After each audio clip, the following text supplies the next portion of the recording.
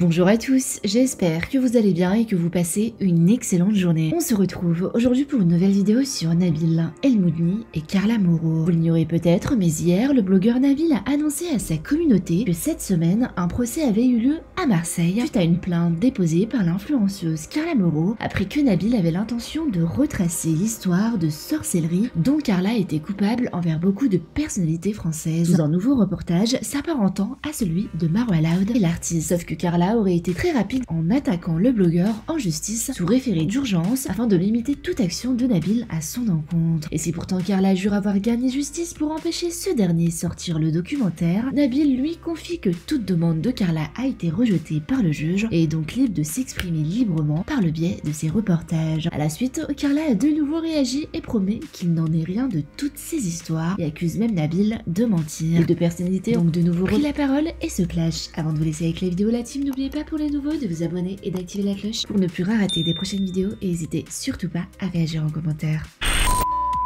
Les amis, je vous parle un petit peu en étant posée là dans la voiture parce que j'ai pas mal de route. Juste pour vous faire une synthèse sur ce qui a été dit hier soir, puisque bon, moi forcément j'avais pas vu ce qui se passait hier soir, je dormais puisque vous savez je me lève assez tôt pour emmener ma fille à l'école. Donc pour vous expliquer, ça commence à me saouler à chaque fois de justifier les choses. Hier je vous ai dit que j'avais reçu une bonne nouvelle. Vous pensez bien que si j'ai reçu une bonne nouvelle, c'est que forcément le dossier était plutôt dans ma cause à moi, mais pas dans la sienne. Mais bon, je vais quand même vous l'expliquer de nouveau, puisque c'est fou ce qu'on peut raconter sur les réseaux sociaux et tout et n'importe quoi. Mais juste pour vous expliquer, effectivement, nous avons eu une audience cette semaine qui était pour moi très importante.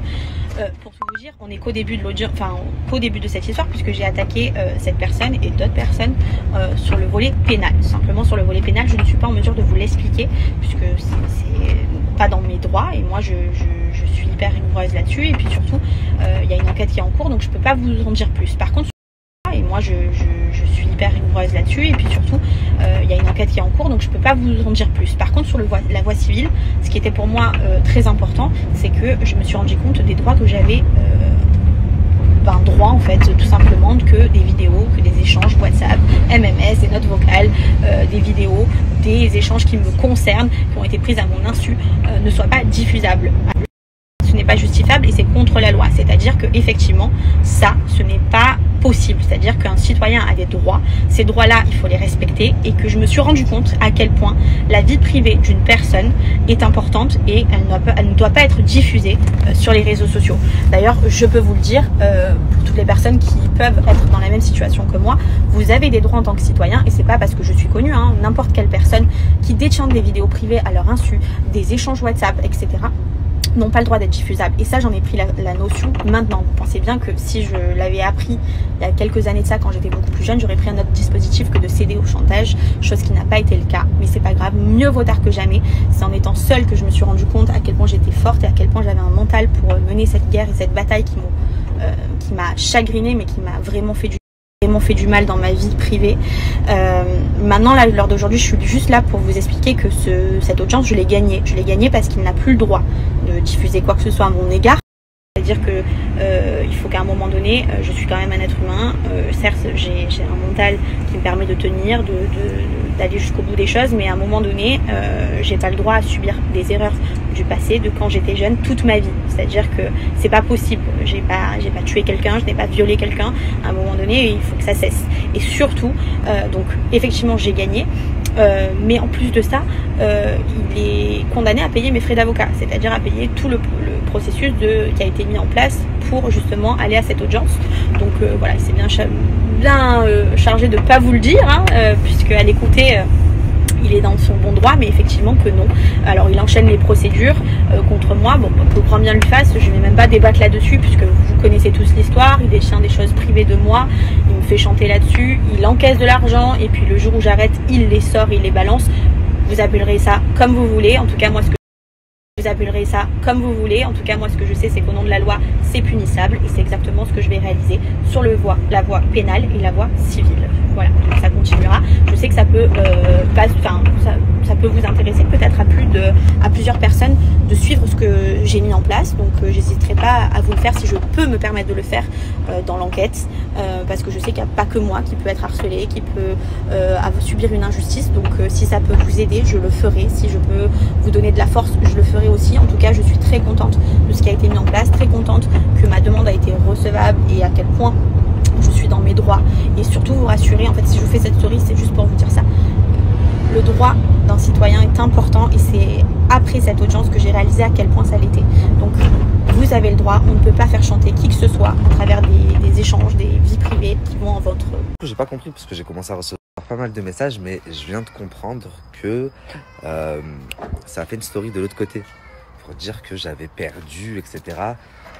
Bon, puisqu'elle regarde mes stories, je t'invite à lire ta décision de justice et à arrêter d'écouter tes avocats parce que je sais pas ce qu'ils t'ont raconté, mais tout est écrit noir sur blanc.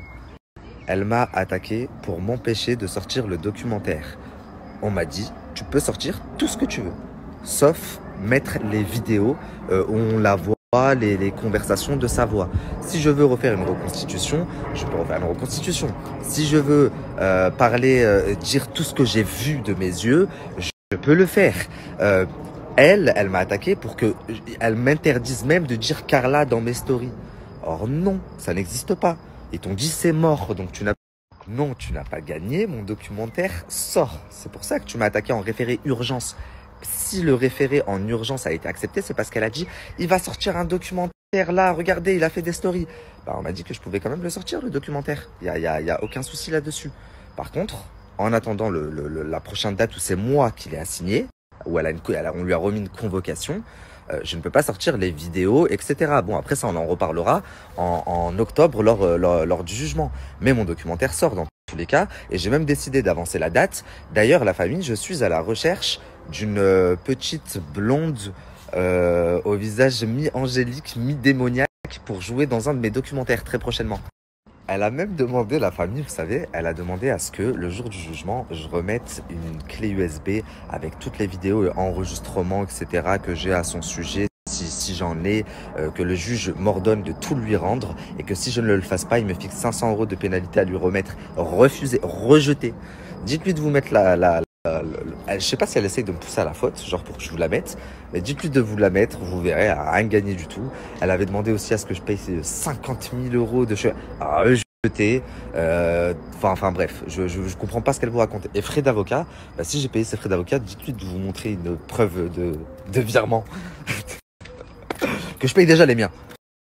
N'empêche, on est bien loin de sa première story où elle disait il peut sortir tout ce qu'il veut, ça marche pas. Moi, après tout, je voulais juste revenir avec une nouvelle version que celle que tous les médias français ont servi à l'époque. Et avec des preuves accablantes. Donc si tous les médias en ont parlé, je vois pas pourquoi moi, est-ce que je ne pourrais pas. C'est juste que ma version est différente. Maintenant, pour faire un référé heure à heure, là, regardez, il va le sortir, son documentaire, faut agir, là, vite, maintenant. C'est que tu dois en avoir des choses à cacher. Et c'est surtout que ce n'était pas une erreur de jeunesse, puisque c'est tout récent, au final. Enfin bref, la famille. Je vais quand même vous faire un documentaire. Je vous jure que il y aura des reconstitutions exactes, des rituels, de ci, de ça, etc. Et si par la suite, elle m'attaque pour diffamation en vous disant le documentaire, il n'est pas vrai, bah... Je devrais prouver au tribunal que tout ce que j'ai dit, que toutes les reconstitutions sont vraies. Et puis voilà.